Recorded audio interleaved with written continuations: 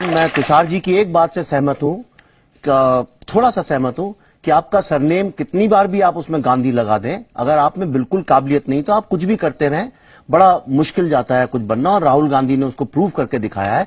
लेकिन उसके पहले मैं राशिद जी की एक बात को गलत साबित इसलिए करना चाहता हूं क्योंकि गलत प्रचार कर रहे हैं कि ये खानदान भी है, वो वंश भी है, वो वंश है।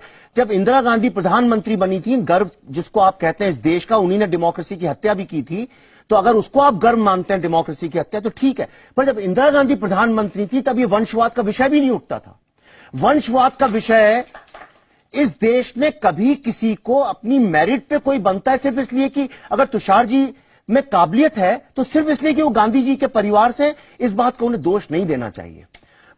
मैं आपको बताता हूं प्रॉब्लम कहां से शुरू हुआ। जब इंदिरा गांधी की मृत्यु हुई, एक पायलट को सिर्फ इसलिए कि उनका बेटा था जिसने एक दिन भी पब्लिक लाइफ में पॉलिटिक्स में स्पेंड नहीं किया था, उसको प्रधानमंत्री बना दिया गया। वो इस तरह से एक डॉक्टर का बेटा, अगर एक डॉक्टर का बेटा समझिए ओला टैक्सी चलाता है और कल को आपको बाईपास सर्जरी करानी पड़ी तो क्या आप उस डॉक्टर के बेटे से कराएंगे?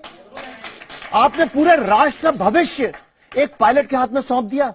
जब राहुल गांधी नहीं रहे, राजीव गांधी नहीं रहे, तो आपने सोनिया गांधी, जो इस देश की सिटीजन नहीं, इस देश से कोई वास्ता नहीं, देश की जनता को जानती नहीं, आधा घंटा जीवन का पब्लिक लाइफ में बिताया नहीं, पॉलिटिकल साइंस का पी और एस नहीं जानती, उनको मार मार के एक जिसको साइकोफेंसी कहते हैं, सिर्फ इसलिए क्योंकि तब तक इतने ज्यादा इनकॉम्पिटेंट लोग कांग्रेस में भर चुके थे, उनके सर्वाइवल के लिए एक और इनकॉम्पिटेंट आदमी को वहां बैठाना जरूरी था। और अब राहुल गांधी को थोपना चाहते हैं, इसलिए वंशवाद का विषय उठ रहा है। राहुल गांधी बिल्कुल गलत बात करते हैं कि अभिषेक बच्चन वंशवाद है। अगर अभिषेक बच्चन अपनी जिंदगी में अगर कुछ कर नहीं पाएंगे तो इस देश को उसका जुर्माना नहीं भरना पड़ेगा। पर राहुल गांधी से एक गलती हो गई जो सोनिया गांधी से हुई, जिन्होंने इस देश में करप्शन को बढ़ाया, because we had a mute prime minister. तो आप ये सोचिए कि वंशवाद का जो इतना बड़ा नुकसान इस देश को आज हमें प्राइस पे करना पड़ रहा है कि हम लोग 2017 में खड़े होकर वंशवाद पर डिस्कशन कर रहे हैं, यही इस देश का सबसे बड़ा दुर्भाग्य है।